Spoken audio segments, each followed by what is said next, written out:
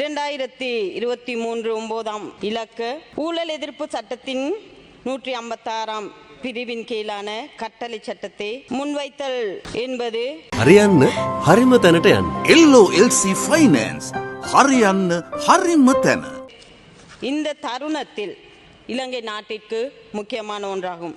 எங்கள் அனைவருக்கும் தெரியும், 76 வருட காலமாக இந்த நாட்டை ஆட்சி செய்து இந்த ஆட்சியாளர்களிடமிருந்து இந்த நாட்டை மீட்டெடுத்து இந்த நாட்டு மக்கள், சிங்கள, தமிழ், முஸ்லிம் மக்கள் தேசிய மக்கள் சக்தியின் அரசாங்கத்திற்கு பெருவாரியான உறுப்பினர்களை பெற்றுக் கொடுத்து இந்த நாட்டு மக்களுடைய உழைப்பை பாதுகாத்து தருவதற்காகவே தேசிய மக்கள் சக்திக்கு 159 ஆசனங்களை பெற்றுக் கொடுத்து இந்த நாட்டு மக்கள் ஆட்சியை பெற்றுக் கொடுத்தார்கள்.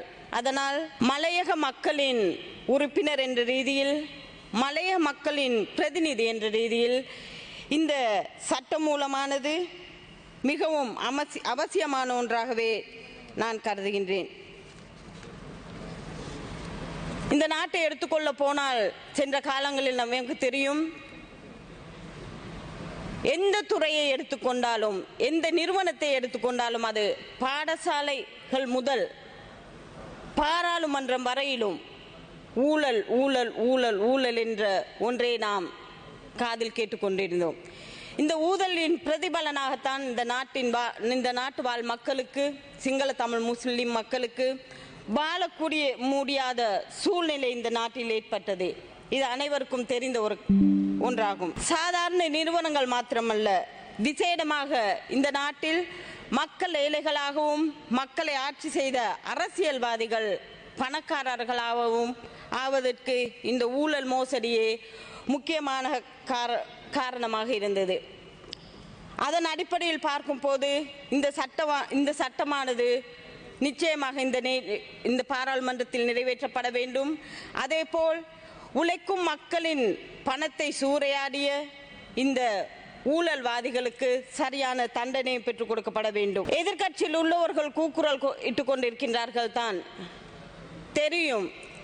இந்த சட்டம் இந்த பாராளுமன்றத்தில் அமுலாக்கப்பட்டு நடைமுறைப்படுத்தப்படும் பட்சத்தில் நான் நினைக்கின்றேன், இந்த எதிர்கட்சியில் அமர்ந்திருக்கின்ற அநேகமானோர்கள் அந்த எங்களது சட்டத்துறை அமைச்சருக்கு ஜம்பர் உடுத்துவதாக கூறிய அனைவரும் கூட சில வேளைகளில் ஜம்பர் உடுத்தி கொண்டு சிறை கூடுகளில் இருக்க வேண்டி வரும்.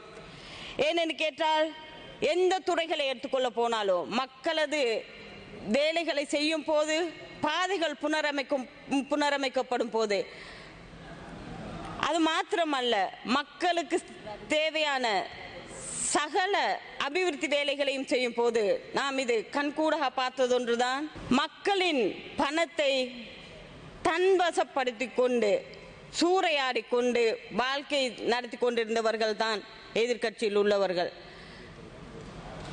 எங்கள் எல்லோருக்கும் தெரியும், இன்று கூக்குரலிடும் இந்த எதிர்கட்சியில் உள்ள உறுப்பினர்கள் இந்த மாதிரியான ஒரு முக்கியமான ஒரு பிரேரணை இந்த சபைக்கு வைக்கும் போது அநேகமானோர் இந்த சபையில் இல்லை.